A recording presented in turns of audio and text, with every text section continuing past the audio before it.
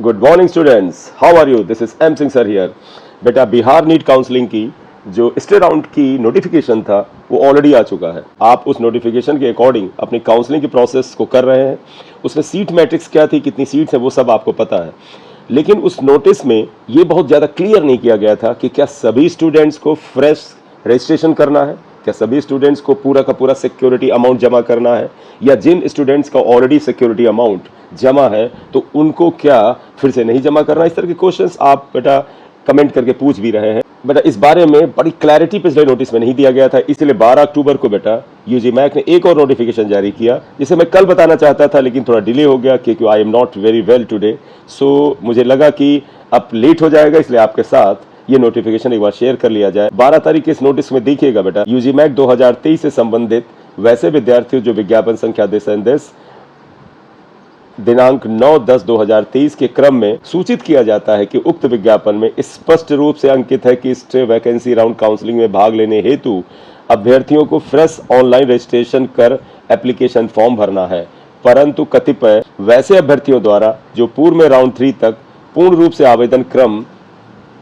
रूप से आवेदन भरने के क्रम में काउंसलिंग फीस, सिक्योरिटी डिपॉजिट जमा कर चुके हैं, यानी जो बच्चे राउंड 3 तक के प्रक्रिया में सिक्योरिटी मनी या काउंसलिंग मनी, जिसे कि रजिस्ट्रेशन फी भी कह सकते हैं, जमा कर चुके हैं, के द्वारा प्रक्षा की जा रही है कि स्टे वैकेंसी राउंड के लिए आवेदन भरने के क्रम में उन्हें पुनः काउंसलिंग फी एवं सिक्योरिटी डिपॉजिट जमा करना है या नहीं। ये क्वेश्चन तो है बेटा, आप में से भी कई बच्चों ने पूछे, तो मैंने उसका जवाब इस आधार पे दिया कि अभी तक जो ऑल इंडिया कोटा में और डिफरेंट स्टेट कोटा की डिफरेंट लेवल की काउंसलिंग में जो नियम थे उसके अकॉर्डिंग आंसर किया। लेकिन सम टाइम व्हाट हैपेंस कि नेक्स्ट राउंड में नियम बदलते हैं। तो देखिए इन्होंने क्या बताया है कि इस संबंध में निम्नवत स्थिति स्पष्ट की जाती है। पहला पॉइंट आइएगा, विज्ञापन संख्या सो एंड सो दिस और दिनांक 28/7/2023, जो 28 जुलाई 2023 का बेटा विज्ञापन था उसको यहाँ पर वो कोट कर रहे हैं, एवं 2023 10 दिनांक 18/9/2023 यानी 18 सितंबर में जो दिया गया था, जो पूर्ण रूप से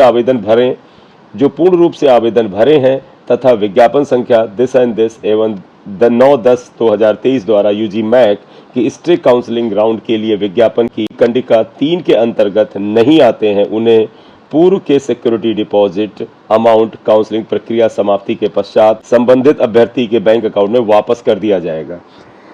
सेकेंड पॉइंट पढ़िए तो शायद और क्लैरिटी आए। स्टे वैकेंसी राउंड काउंसलिंग के लिए इच्छुक अभ्यर्थी विज्ञापन संख्या this and this of the 9 अक्टूबर 2023 की प्रक्रिया यानी फ्रेश रजिस्ट्रेशन कर काउंसलिंग फी एवं सिक्योरिटी डिपॉजिट की पेमेंट की प्रक्रिया पूरी करते हुए एप्लीकेशन फॉर्म भरना अनिवार्य है।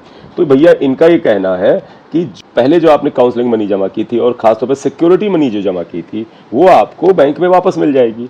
तो इसलिए स्टे वैकेंसी राउंड में आपको फ्रेश सिक्योरिटी डिपॉजिट की पेमेंट करना होगा।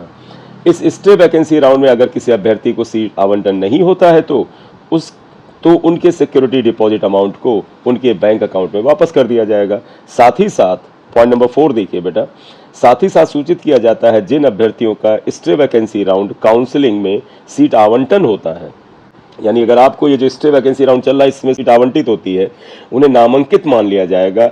अगर अभ्यर्थी अपने आवंटित सीट पर नामांकन नहीं देते हैं तो उनका सिक्योरिटी डिपॉजिट फोरफेट हो जाएगा एवं सभी आवंटित अभ्यर्थियों का डाटा एमसीसी के नियमानुसार एमसीसी के साथ साझा किया जाएगा। तो एक बार इस नोटिफिकेशन का पॉइंट नंबर 1 एक बार फिर आप देख लीजिए बच्चा, और देखिए इस पॉइंट नंबर 1 में ये क्या कहते हैं।